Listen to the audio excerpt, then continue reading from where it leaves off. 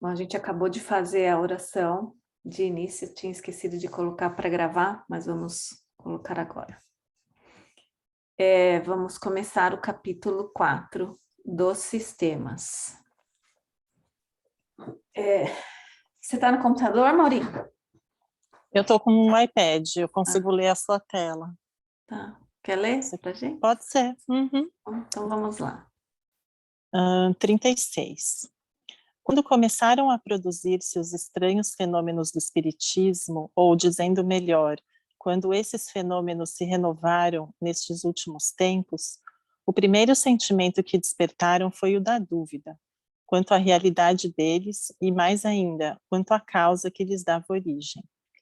Uma vez certificados por testemunhos irrecusáveis e pelas experiências que todos hão podido fazer, sucedeu que cada um os interpretou a seu modo, de acordo com suas ideias pessoais, suas crenças ou suas prevenções. Daí muitos sistemas a que uma observação mais atenta viria a dar o justo valor. Julgaram os adversários do espiritismo encontrar um argumento nessa divergência de opiniões, dizendo que os próprios espíritas não se entendiam entre si. A pobreza de semelhante razão prontamente se patenteia, desde que se reflita que os passos de qualquer ciência nascente são necessariamente incertos, até que o tempo haja permitido se colecionem e coordenem os fatos sobre que possam afirmar-se a opinião. À medida que os fatos se completam e vão sendo mais bem observados, as ideias prematuras se apagam e a unidade se estabelece, pelo menos com relação aos pontos fundamentais, senão a todos os pormenores. Foi o que se deu com o espiritismo, que não podia fugir à lei comum e tinha mesmo, por sua natureza, que se prestar, mais do que qualquer outro assunto, à diversidade das interpretações. Pode-se, aliás, dizer que, a este respeito, ele andou mais depressa do que outras ciências mais antigas, do que a medicina, por exemplo, que ainda traz divididos os maiores sábios. Só um comentário, o Jorge também pode colaborar. O que eu achei super interessante, que a gente até leu da outra vez, sobre considerar uma filosofia uma ciência, né? E como acho que começo de toda e qualquer coisa sempre tem divergências, né? Porque somos seres humanos e, enfim, você até leu aqui que eles não se entendiam entre si, né? Eu creio por ou falta de conhecimento ou era muita informação nova ao mesmo tempo, com algumas interpretações diferentes. Mas o legal é o que eu acho interessante é ter a ciência junto, né? E hoje, né, nos dias de hoje, a gente tem a física quântica que vem provar isso, né? Que ciência e espiritualidade andam juntos. Outra coisa importante também, gente, é que é interessante é o perfil do Kardec, né? Do Hippolyte Léon Denisard. Uma pessoa criteriosa, uma pessoa séria, como dizem, o bom senso encarnado, né? Ele não foi pego pelo entusiasmo, né? Quando o amigo dele, vamos ali ver as mesas girantes, ele não foi pego pelo entusiasmo, né? Ele foi assim, o bom senso, né? Racional, dosou a emoção na medida certa, a razão na medida certa, né? A famosa frase dele, é preferível rejeitar 10 verdades do que aceitar uma mentira, né? Então ele pesquisou, analisou, fez comprovações, né? Com, com, a, com essa nova ciência, né? Porque a gente tem que entender que é a obra dos espíritos, sem sombra de dúvida. Mas há também, como podemos dizer, a parte de Kardec, né? A contribuição de Kardec, né? Como ele fez as perguntas, né? Como ele analisou, como ele fez as pesquisas fora do âmbito de Paris, Porque ele recebeu carta até do Peru, Equador, ele recebeu, entendeu? Então, a gente tem que entender que não foi fácil, né? A gente fala assim, não, então foi fácil para ele. Não foi fácil, porque a gente não vê nenhum amigo.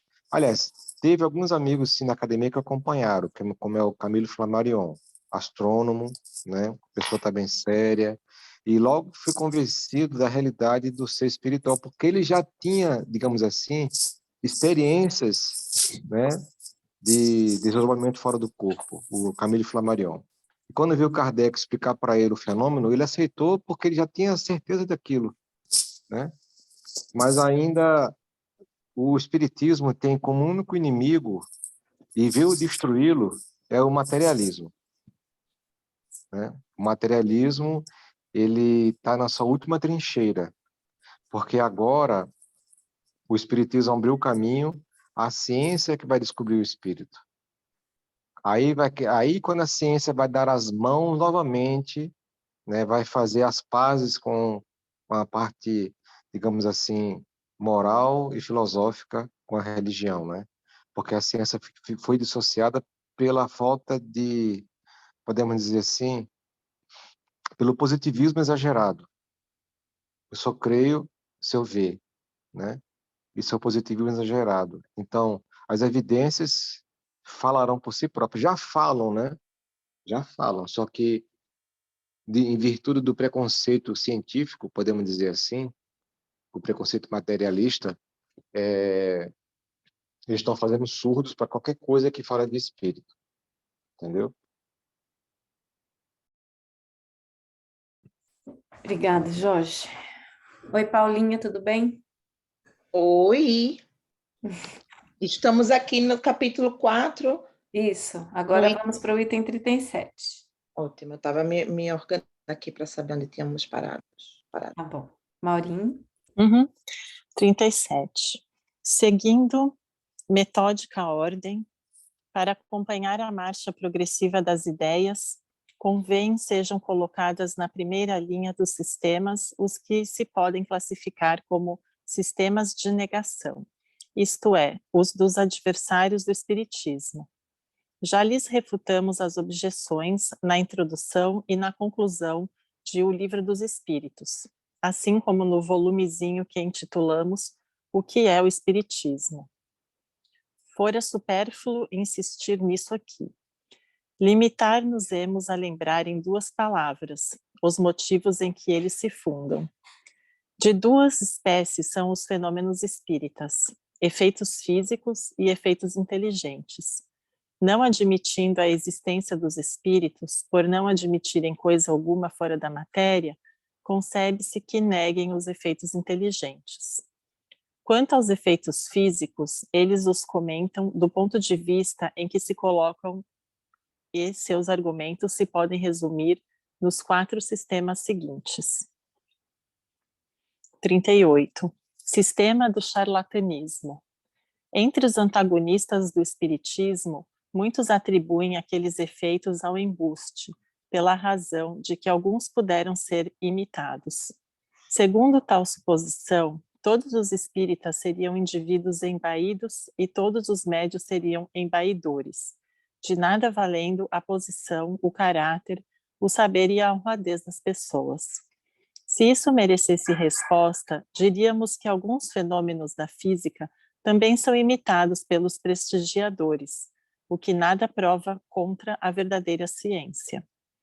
Demais, pessoas há, cujo caráter afasta toda suspeita de fraude e preciso é não saber absolutamente viver e carecer de toda a urbanidade, para que alguém ouse vir dizer-lhe na face que são cúmplices de charlatanismo. Num salão muito respeitável, um senhor que se dizia bem educado, tendo-se permitido fazer uma reflexão dessa natureza, ouviu da dona da casa o seguinte: Senhor, pois que não estáis satisfeito, à porta vos será restituído o que pagastes. E, como um gesto, lhe indicou o que de melhor tinha a fazer. Dever-se-á, por isso, afirmar que nunca houve abuso? Para crê-lo, fora mister admitir-se que os homens são perfeitos. De tudo se abusa, até das coisas mais santas. Por que não abusariam do espiritismo? Porém, o mau uso que de uma coisa se faça não autoriza que ela seja pré-julgada desfavoravelmente.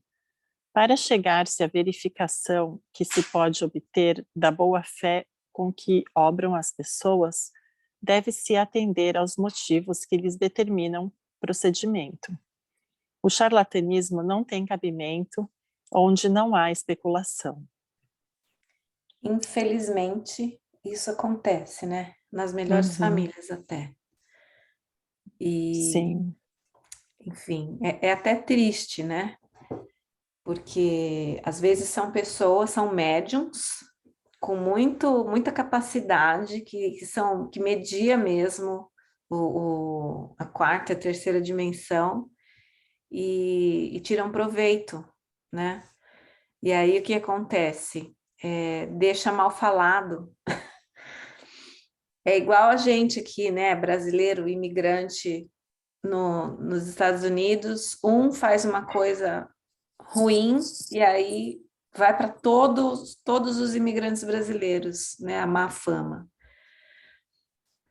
Mas a gente sabe da nossa missão, vamos fazer a nossa parte, né? É. Uhum. Mas justamente isso, a má fama vem da falta do conhecimento, do pré-julgamento. Não é isso? Então, o exemplo foi perfeito. E eu me culpo por ser uma dessas pessoas que, quando eu cheguei aqui, eu não queria me envolver para jeito nenhum com brasileiros. Mas, talvez por eu não ter um conhecimento meu próprio e um conhecimento de que qualquer pessoa, seja brasileira ou não, vai ser humano e vai cometer erros. Sim. E faltava o entendimento da cultura também, né? Então, assim, acontece a mesma coisa com o espiritismo. Até hoje, minha gente, o espiritismo ele é visto com maus olhos. Sim. Até hoje. Até hoje. Então, assim, desde que pense que digo que falam. Mas é o que eu até comentei no primeiro texto, eu não lembro se você já estava aí, que a física quântica veio trazer a ciência para esse lado, né? E eu creio que a cada dia que passa, por ser ciência, o materialista dê mais atenção. Apesar de que a Fabi falando do marido dela, ele gosta da teoria da conspiração, sempre vai procurar alguma coisa que fale mal ou que fale contra, né? Enfim. Porque, na realidade, se a gente for parar para pensar, cara, o Jesus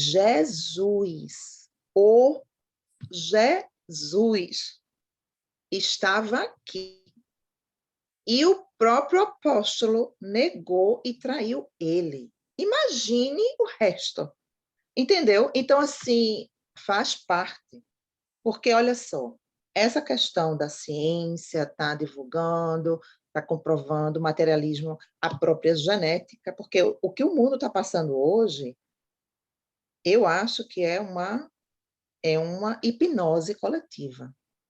Porque já existem médicos e mais médicos que quem busca a verdade encontra. A genética ela está falida. As emoções e o pensamento é que dominam as células. Então, assim, essa questão do Covid, ela é muito polêmica.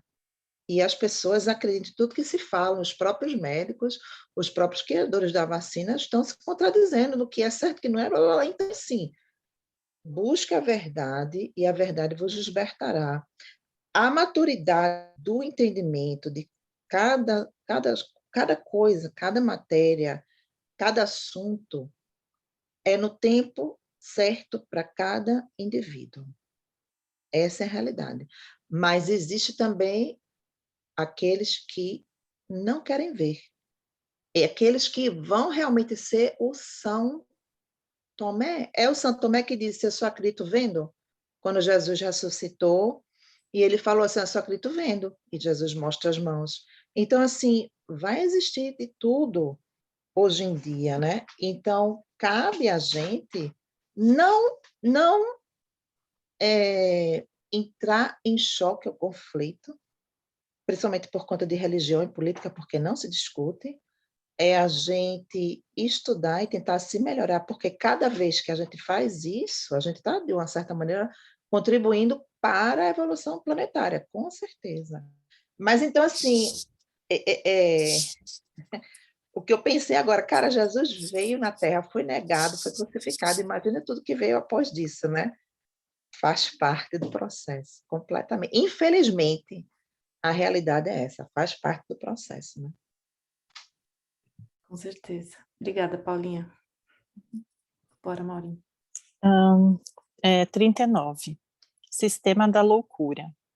Alguns, por condescendência, concordam em pôr de lado a suspeita de embuste. Pretendem, então, que os que não iludem são iludidos, o que equivale a qualificá-los de imbecis. Quando os incrédulos se abstêm de usar de circunlóquios, declaram, pura e simplesmente, que os que creem são loucos, atribuindo-se a si mesmos, desse modo e sem cerimônias, o privilégio do bom senso. Esse o argumento formidável dos que nenhuma razão plausível encontro para apresentar. Afinal, semelhante maneira de atacar se tornou ridícula, tal a sua banalidade, e não merece que se perca tempo em refutá-la. Acresce que os espíritas não se alteram com isso. Tomam corajosamente o seu partido e se consolam, lembrando-se de que têm por companheiros de infortúnio muitas pessoas de mérito incontestável. Efetivamente, forçoso será convir em que essa loucura, se loucura existe, apresenta uma característica muito singular, a de atingir de preferência a classe instruída, em cujo seio conta o espiritismo, até ao presente a imensa maioria de seus adeptos. Se entre estes algumas excentricidades se manifestam, elas nada provam contra a doutrina, do mesmo modo que os loucos religiosos nada provam contra a religião, nem os loucos melomanos contra a música ou os loucos matemáticos contra a matemática.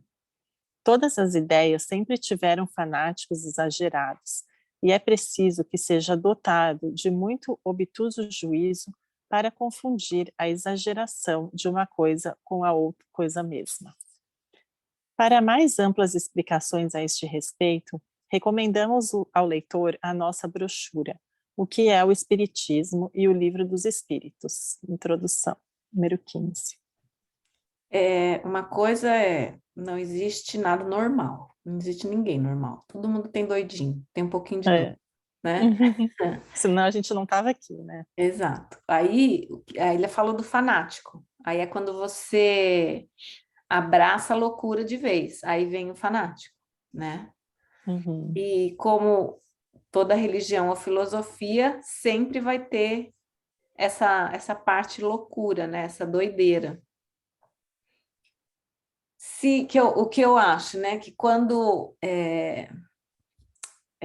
handled, como é que fala? Sem excesso, com moderação, não parte para o fanatismo e não contradiz a filosofia e espiritismo, né? Buda já dizia, né? Que é o caminho do equilíbrio, né? Ele descobriu isso na sua procura, né? Pela verdade. Então, ele viu que não é macerando o corpo, nem fazendo, se abstendo da alimentação, se abstendo de convívio com as pessoas que vai conseguir a plenitude. Mas é o caminho do meio, é ter o bom senso, ter o equilíbrio, né? A gente observa que o fanático, ele tá cometendo um erro, qual o erro? De não estudar. Porque se ele estudasse, observaria uma coisa importante, o respeito ao outro, o respeito às diferenças, né? Saberia digerir melhor o conhecimento adquirido, né? Então, em todas as relações humanas, em todos os convívios humanos, sempre vai ter as figuras humanas com seus defeitos e qualidades, né? A gente não pode inviabilizar uma ciência porque um indivíduo é fanático por ela, ou o indivíduo deturpou ela. Por exemplo, o cristianismo. O cristianismo foi deturpado. Criou-se uma figura totalmente oposta ao Cristo. Primeiramente, ele nunca falou que era Deus, já falaram que ele era Deus. Maria era mãe de Deus. Já começou errado. Mas e aí? O próprio tempo irá ser um remédio, né? Com o nosso próprio amadurecimento, com, com o avanço do senso moral, né? Então isso vai se diluindo. Mas observa eu não estou fazendo crítica a nenhuma religião, tá? Porque inclusive eu já fui católico, apostólico romano em existências pretéritas, né? Já tive cargos na Igreja Católica, eu não posso agora cuspir no prato em que eu servi, né? Mas nós temos que fazer entender o seguinte: observa o estrago. A minha irmã colocou uma coisa muito importante aí: hipnose coletiva, né? Imagina o estrago que foi feito no ano 300, quando o cristianismo, de uma doutrina pura, em contato com o plano espiritual direto, né? É só ler o livro Ave Cristo, como eram as reuniões nos templos cristãos, dos cristãos. Por isso que o espiritismo é o cristianismo primitivo, é o cristianismo que renasceu, que esse é o verdadeiro cristianismo. Não existe classe sacerdotal, não existe liturgia, não existem imagens, não existe ornamento com prata ou com ouro, com nada. É uma coisa simples. Assim era o tempo cristão. Aí imagina o que aconteceu quando essa comunidade cristã deixou-se levar pelo canto da sereia. Aí veio como diz o Apocalipse, né?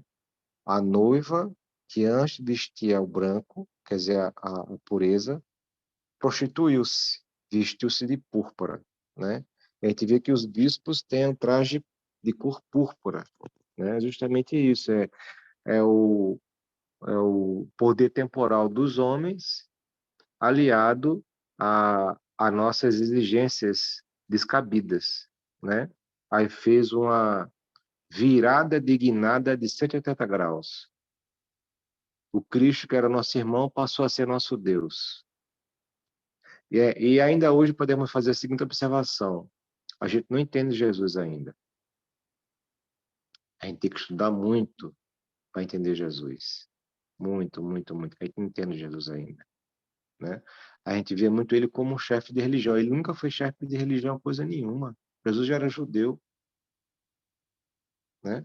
Ele é o maior físico, o maior artista, o maior químico, o maior biólogo que a gente já viu. E ninguém fala sobre isso, O né? maior engenheiro, Então, né? também, engenheiro sideral, espacial, tudo que a gente possa imaginar. Então, a, a proposta espírita é justamente essa, essa volta ao cristianismo primitivo, né? E essas palavras não são minhas, são do escritor Hermínio C. Miranda, já desencarnado. Ele tem obras fantásticas sobre o cristianismo, e ele faz essa observação: o estrago que foi feito devido a uma obsessão coletiva. Houve uma equipe, houve um plano muito bem urdido pelos espíritos das trevas para desvirtuar o cristianismo. E não é à toa que esse plano ainda está em voga pelas entidades das sombras. Mas atacar quem? Toda e qualquer seita religiosa, toda e qualquer religião, especialmente os ditos espíritas, porque eles sabem que é a ciência, que eles na realidade eles têm compreensão que o espiritismo ele é a volta do canal com o plano espiritual. Então eles tentam fazer o quê? desvirtuar médios, colocar teorias absurdas, né? E muitos centros espíritas estão fechando por conta disso. Então, de novo, o livro de Divaldo, né? No rumo da regeneração, que existe realmente um trabalho imenso e nós possamos estar vigilantes para esse trabalho, entendeu?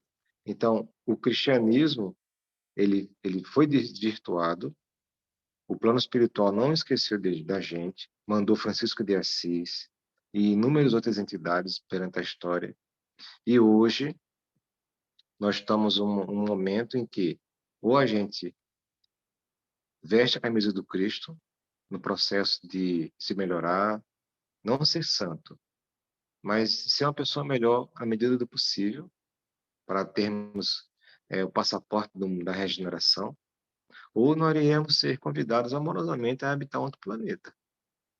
Simples assim. A escolha é nossa. A sua palavra foi bem interessante. Amorosamente. Não, vai ser no pé, um chute na bunda. Não, minha irmã. Não. Entenda. Entenda. Deus é amor. Não, sim, irmão, com certeza.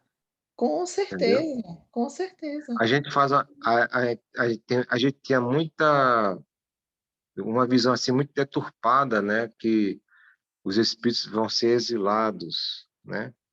Na realidade, o exílio é uma interpretação do espírito que está saindo, porque ele queria ficar. Porque, gente, olha, energia elétrica, supermercado, internet, smartphone na mão, dentista, anestesia, isso são benesses na nossa sociedade. Aí, de repente, a espiritualidade diz para você, ó, Jorge, você vai habitar agora um planeta em que não tem mais essas comunidades, essa sociedade, não tem nada. Você vai se virar nos 30, literalmente. Vai ir pegar seu almoço e pode ser almoçado, mas por conta do seu coração duro. Qual vai ser a minha reação? Ah, eu quero ficar. Não, você vai. Os espíritos vão dizer, amoroso, não, você vai ter que ir melhor para você. Eu vou me sentir o quê? Expulso, mas eu não fui expulso. Eu que me deletei num processo evolutivo, né? Porque esses irmãos que estão sendo transferidos para vários planetas primitivos, né? Não é só apenas um, são vários planetas, eles sentem a saudade no coração da Terra. Eles sentem a saudade e várias outras emoções, mas eles estão dificultando o processo evolutivo deles e nosso, né? Falou e disse. Maurim? 40. Sistema da alucinação. Outra opinião menos ofensiva a essa, por trazer um ligeiro colorido científico, consiste em levar os fenômenos à conta de ilusão dos sentidos. Assim, o observador estaria de muito boa fé, apenas julgaria ver o que não vê. Quando diz que viu uma mesa levantar-se e manter-se no ar, sem ponto de apoio, a verdade é que a mesa não se mexeu. Ele a viu no ar, por efeito de uma espécie de miragem, ou por uma refração, qual a que nos faz ver na água um astro, ou um objeto qualquer fora da sua posição real. Isto, a rigor, seria possível, mas os que já testemunharam fenômenos espíritas hão podido certificar-se do isolamento da mesa suspensa, passando por debaixo dela, o que parece difícil de se conseguir caso o móvel não se houvesse despregado do solo. Por outro lado, muitas vezes tem sucedido quebrar-se a mesa ao cair. Dar-se-á que também aí nada mais haja do que simples efeito de ótica? É fora de dúvida que uma causa fisiológica bem conhecida pode fazer que uma pessoa julgue ver em movimento um objeto que não se moveu, ou que supunha estar ela própria a mover-se, quando permanece imóvel. Mas quando rodeando uma mesa, muitas pessoas a veem arrastada por um movimento tão rápido que difícil se lhes torna acompanhá-la, ou que mesmo deita algumas delas ao chão, poder-se-á dizer que todas se acham tomadas de vertigem, como o bêbado que acredita estar vendo a casa em que mora passar-lhe por diante dos olhos? 41. Sistema do músculo estalante. Sendo assim, pelo que toca à visão, de outro modo não poderia ser. Pelo que concerne à audição, quando as pancadas são ouvidas por todas as pessoas reunidas em determinado lugar, não há como atribuí-las razoavelmente a uma ilusão. Pomos de parte, está claro, toda a ideia de fraude e supomos que uma atenta observação tenha verificado não serem as pancadas atribuíveis a qualquer causa fortuita ou material. É certo que um sábio médico deu desse fenômeno uma explicação, ao seu parecer peremptória. A causa, disse ele, reside nas contrações voluntárias ou involuntárias do tendão do músculo curto perôneo. A este propósito, desce as mais completas minúcias anatômicas, para demonstrar por que mecanismo pode esse tendão produzir os ruídos de que se trata, imitar os rufos do tambor e até executar árias ritmadas. Conclui daí que os que julgam ouvir pancadas numa mesa são vítimas de uma mistificação ou de uma ilusão. O fato em si não é novo. Infelizmente, para o autor dessa pretendida descoberta, sua teoria é incapaz de explicar todos os casos. Digamos, antes de tudo, que os que gozam da estranha faculdade de fazer que o seu músculo curto perôneo ou qualquer outro estale à vontade, dá de executar áreas por esse meio. São indivíduos excepcionais, enquanto que muito comum é a de fazer-se que uma mesa dê pancadas, e que nem todos, dado que algum exista, dos que gozam desta última faculdade, possuem a primeira. Em segundo lugar, o sábio doutor esqueceu de explicar como o estalido muscular de uma pessoa imóvel e afastada da mesa pode produzir vibrações sensíveis a quem a toque, como pode este ruído repercutir à vontade dos assistentes nas diferentes partes da mesa, nos outros móveis, nas paredes, no forro, etc. Como, finalmente, a ação daquele músculo pode atingir uma mesa em que ninguém toca e fazê-la mover-se. Em suma, a explicação a que nos reportamos, se de fato o fosse, apenas infirmaria o fenômeno das pancadas, nada adiantando com relação a qualquer dos outros muitos modos de comunicação. Reconheçamos, pois, que ele julgou sem ter visto, ou sem ter observado tudo e observado bem. É sempre de lamentar que homens de ciência se afoitem a dar, do que não conhecem, explicações que os fatos podem desmentir. O próprio saber que possuem deverá torná-los tanto mais circunspectos em seus juízos, quanto é certo que esse saber afasta deles os limites do desconhecido. Ou seja, né, céticos, que às vezes está na fuça, está na cara, está acontecendo, mas não acredita que está acontecendo. 70 milhões de desculpas para desdizer. Uhum. Ou para desacontecer, né? Porque está na cara, está acontecendo. Enfim. 42. Sistema das causas físicas. Aqui estamos fora do sistema da negação absoluta. Averiguada a realidade dos fenômenos, a primeira ideia que naturalmente acudiu ao espírito dos que os verificaram foi a de atribuir os movimentos ao magnetismo, à eletricidade ou à ação de um fluido qualquer. Numa palavra, a uma causa inteiramente física e material. Nada apresentava de racional nesta opinião, e teria prevalecido se o fenômeno houvera ficado adstrito a efeitos puramente mecânicos. Uma circunstância parecia mesmo corroborá-la, a do aumento que, em certos casos, experimentava a força atuante, na razão direta do número das pessoas presentes. Assim, cada uma destas podia ser considerada como um dos elementos de uma pilha elétrica humana. Já dissemos que o que caracteriza uma teoria verdadeira é poder dar a razão de tudo. Se, porém, um só fato que seja a contradiz, é que ela é falsa, incompleta ou por demais absoluta. Ora, foi o que não tardou a reconhecer-se quanto a esta. Os movimentos e as pancadas deram sinais inteligentes, obedecendo à vontade e respondendo ao pensamento. Haviam, pois, de originar-se de uma causa inteligente. Desde que o efeito deixava de ser puramente físico, outra, por isso mesmo, tinha que ser a causa. Tanto assim que o sistema da ação exclusiva de um agente material foi abandonado, para só ser esposado ainda pelos que julgam a priori, sem haver visto coisa alguma. O ponto capital, portanto, está em verificar-se a ação inteligente, de cuja realidade se pode convencer quem quiser dar-se ao trabalho de observar.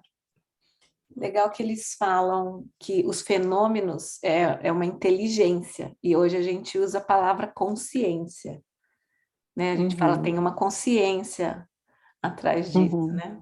E nós dizemos espíritos.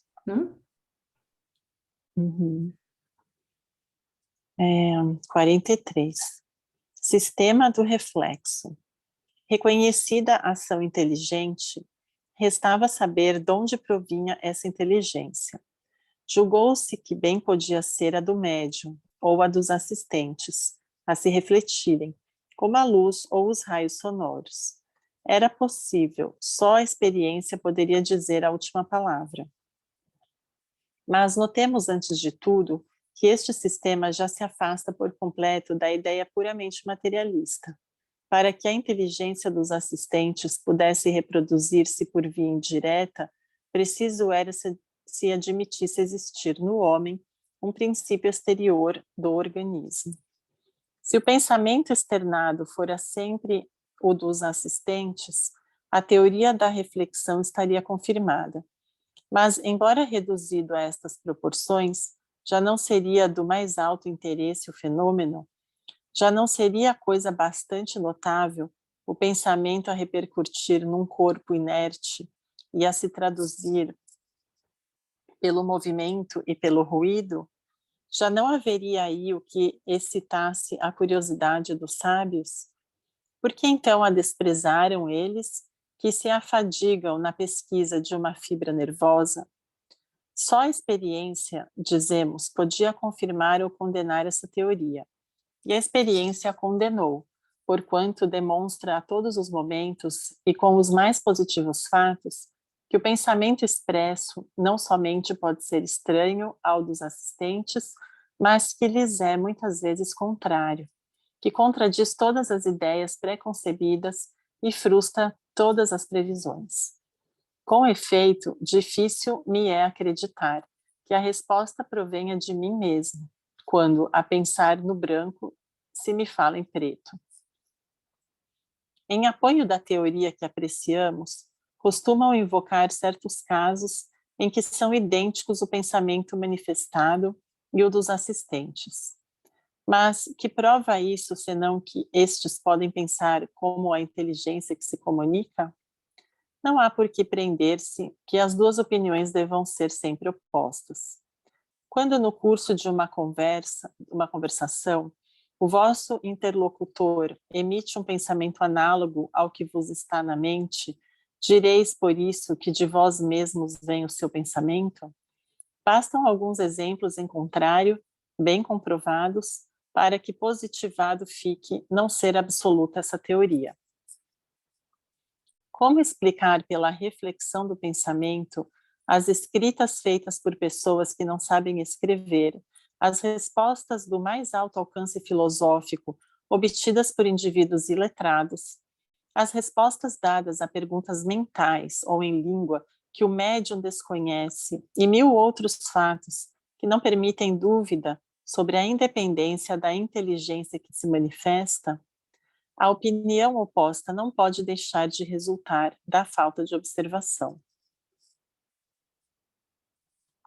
Provada como está moralmente, pela natureza das respostas, a presença de uma inteligência diversa da do médium e da dos assistentes, provada também o está materialmente pelo fato da escrita direta, isto é, da escrita obtida espontaneamente, sem lápis nem pena, sem contato e malgrado a todas as preocupações tomadas contra qualquer subterfúgio.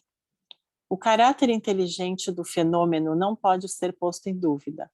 Logo, há nele mais alguma coisa do que uma ação fluídica. Depois, a espontaneidade do pensamento expresso, contra toda expectativa e sem que alguma questão tenha sido formulada, não consente se veja nele um reflexo dos assistentes. Em alguns casos, o sistema do reflexo é bastante descortês. Quando numa reunião de pessoas honestas surge inopinadamente uma dessas comunicações de revoltante grosseria, fora desatencioso para com os assistentes. Pretender-se que elas haja provindo de um deles, sendo provável que cada um se daria pressa em repudiá-la. Vede o Livro dos Espíritos, introdução, parágrafo 16. Às vezes a gente fica pensando assim, por que será que hoje a gente não tem médiums desse nível, né? Nós tivemos, né? Chico Xavier, ele psicografou com as duas mãos, com línguas diferentes, mas porque o Chico Xavier é um, né? E antigamente, acho que assim como na época de Jesus, Jesus fazia os milagres para ver se o povo acreditava, e mesmo assim não acreditaram, né? Crucificaram o homem. E na época que o Espiritismo nasceu, a mesma coisa com as médiums, né? Havia uns médiums, até mesmo os próprios fenômenos, para que as pessoas pudessem vir a acreditar. E eu não sei de lá para cá onde que acabou isso, né? Aonde que esses médiums se dispersaram ou sumiram, ou então negaram a própria mediunidade, e muita coisa veio distorcendo toda essa ideia, toda essa filosofia, né? Apesar de que hoje, creio que a gente tenha mais oportunidade de estudar sobre isso, de estudar sobre o assunto, de procurar e só não escutar, né, o que as pessoas falam, aquilo que a gente lê, da gente correr atrás e estudar mesmo o que está acontecendo e formar a nossa própria opinião. E aí essa parte que vem as nossas crenças limitantes da família, o mundo que a gente vive hoje que é muito materialista, e sei lá, é diferente, a gente tem muita informação na mão, bastante acesso à informação, e às vezes a gente não tem capacidade de absorver tudo isso de uma vez. E aí vem a tal da loucura, né? Que se a gente não tomar cuidado, tudo vira excesso e aí a gente distorce tudo mesmo de uma vez. E aí vem a pergunta, vem aquela hora que a gente fala, será? Será que é isso? Será que não é? Olha só, você está falando aí, Karina, me veio uma questão em relação aos médiuns, em relação a falhar dentro das igrejas, das religiões, que nós ainda somos seres muito apegados à matéria. E interessante foi, de todas as igrejas que eu já fui, eu não sou, Jorge talvez já tenha participado de palestras assim, de altos níveis, mas, de novo, eu posso ter escutado em algum outro lugar, sendo que, para mim, foi aquele momento assim, um pastor da igreja que eu frequento há pouco tempo, porque o Jorge que me perturbou, você precisa ir para uma igreja nos Estados Unidos, porque o importante é a conexão com Deus, não importa que religião seja. E a gente começou aí, e um dos palestrantes nessa questão do material, ele pontuou assim, cara, foi perfeito. Ele começou a falar de uma passagem da Bíblia, né, do bom samaritano, explicando, e começou a falar dessa questão do que, se eu perguntar a você, Karina, o que você tem, você acha que é seu? O que eu tenho, você acha que é meu? O que as suas filhas têm, você acha que é delas? Né? Então, ele começou a colocar muitos casos. Assim, o caso, ele começou a explicar, eu não lembro mais, ele destrinchou cada, cada, cada sujeito que passava, que via lá o rapaz estropiado, e cada um com as desculpas de não querer ajudar, né? E ele pontuou nessa questão de que tudo que a gente tem, na realidade, não é nosso. Isso vai desde os nossos dons intelectuais até os nossos bens materiais. Então, a questão do médium que se deixa levar é como o filme Matrix, ele fala. O cara, não sei quem assistiu o primeiro filme, ele conhecia a verdade, ele já não vivia mais dentro da Matrix.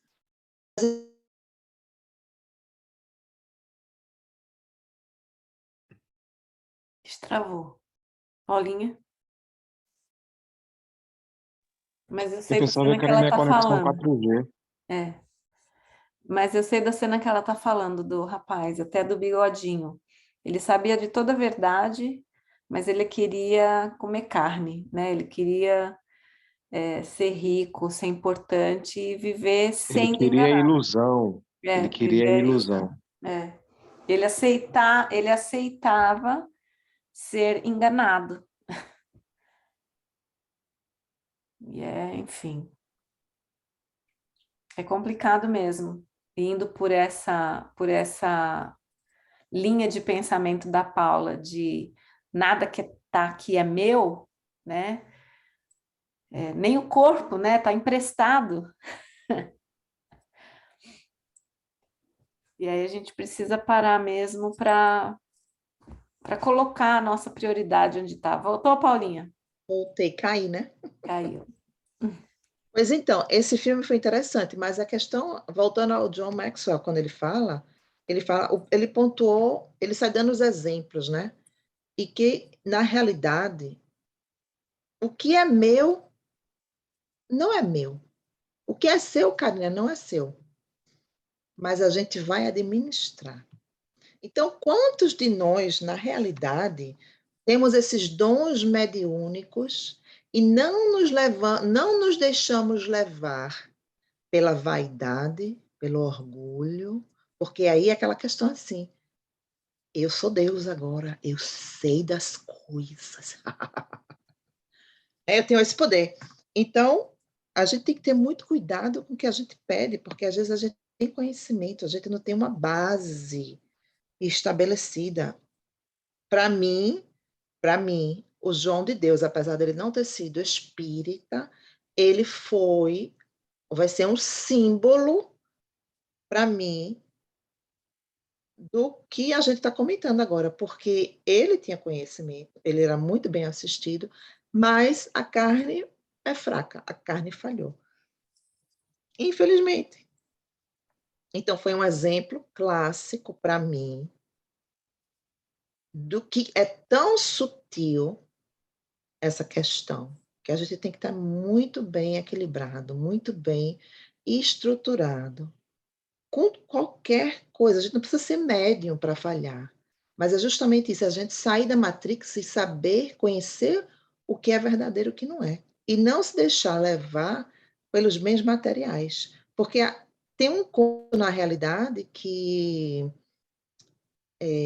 um homem, eu vou contar o conto troncho, mas pelo que eu sei desse conto é o seguinte, ele era um homem, assim, santo, digamos assim. Deus já tinha colocado a ele não sei quantas provas, e ele já tinha passado por todas essas provas. E a gente está colocando a prova da pobreza, a prova de perder mãe, de perder filhos, de perder esposa, tudo isso, assim, ele continuou com aquela fé no caminho dele, tá, não sei o quê. Aí os espíritos, né, olharam assim e fez assim, cara, eu acho que ele está pronto, eu acho que ele não vai sucumbir à riqueza. Vamos dar, ele parece que ele está com uma cabeça super nivelada e tal. Aham, o homem enriqueceu. No que ele enriqueceu, ele mudou. Tudo que ele tinha passado, tudo que ele tinha experimentado, tudo que ele tinha conhecido, pareceu como se fosse assim, um livro que virou a página e tudo foi acabado, tudo foi esquecido. Os espíritos amigos ficaram assim, uau, que coisa. Então, assim, ele se tornou quem ele era realmente.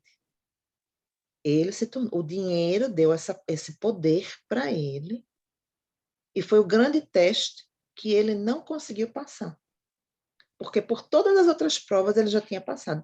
Então, todos nós, na realidade, iremos passar por esse teste.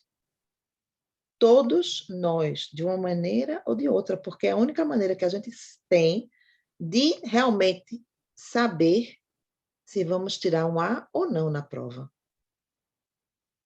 Então, essa questão de estarmos arraigados aqui e com a matéria e com a mediunidade, que muitos acham que é sensacional, espetacular, coisa de outro mundo. Nós temos que ter muito cuidado, porque é como você falou, em um piscar de olhos, tudo que você tem pode desaparecer. Tudo, tudo, tudo, tudo, tudo, tudo, Eu lembrei tudo. daquele filme O Advogado do Diabo, Hum, onde no finalzinho, né, que ele refaz tudo e, aliás, é o mesmo ator, né? É o Keanu Reeves. é, Ele, depois que muda tudo, ele nega, né, o cliente dele, fala, não quero ser o advogado dele, aí faz aquela bagunça toda, aí fotógrafo e tal. E aí o cara de marketing fala assim, a gente pode marcar uma entrevista para não sei o quê. E aí ele meio que olha no relógio, olha para a mulher, vê a mulher viva, tal, fala, ok. E aí quando termina o filme, o diabo, né, ele se transforma de novo, porque ele era o repórter, e ele diz, vaidade, o meu melhor, o meu pecado favorito. olha aí, a sutileza, né? É. E Ou a, seja, a de gente um ainda se lado ou de acha. outro, Aham, né? e a gente. É, Você sabe que está no caminho errado, não, vou melhorar, eu venho para esse, mas aqui está a prova também. E ali está a prova também. Então é um. e o negócio é que a gente se acha que a gente assiste esses filmes e ainda a gente fala assim, eu nunca faria isso. Aham. Uhum, sure. É verdade. É isso aí, gente. Acabamos então o nosso estudo. Eu já anotei onde nós paramos para a gente continuar na próxima quarta-feira. Tá Obrigada por ótimo. vocês virem, que bom. Vamos, né, daqui para frente, vento em popa. Eu sei que o pessoal vai até acomodar um pouquinho mais, porque a gente está gravando e eu estou divulgando, mas melhor assim do que nada, né? Com certeza, com certeza. Eu, na próxima semana, eu devo estar apenas. Eu vou tentar me conectar, mas eu vou estar fora de casa, com certeza, Uhum, nesta hora. Então, eu devo me conectar pelo telefone. Não sei se eu vou poder falar, uhum. mas estarei presente. Maravilha, tá ótimo. Tá bom, então? Paulinha quer fazer então a oração para a gente encerrar? Podemos fazer. Então vamos lá. Não tem nenhum furacão por aqui por perto, não, então a gente pode fazer. Vamos lá, meus amigos queridos, vamos elevar os nossos pensamentos ao alto. Vamos visualizar, na realidade, dando as mãos, onde quer que nós estejamos. Vamos dar as mãos, vamos agradecer a oportunidade de estarmos iniciando mais uma vez o estudo do nosso Evangelho semanal. Vamos agradecer a presença dos nossos espíritos amigos que estão aqui nos auxiliando, nos instruindo, nos orientando para que continuemos estudando. E não só estudar, mas pôr em prática esses ensinamentos que aqui falamos, discutimos. Vamos visualizar muita luz para todos os lares aqui representados, para os nossos amigos do grupo que tampouco puderam estar presentes, que todos possam receber as bênçãos dos céus. E vamos orar, vamos conversar com Deus.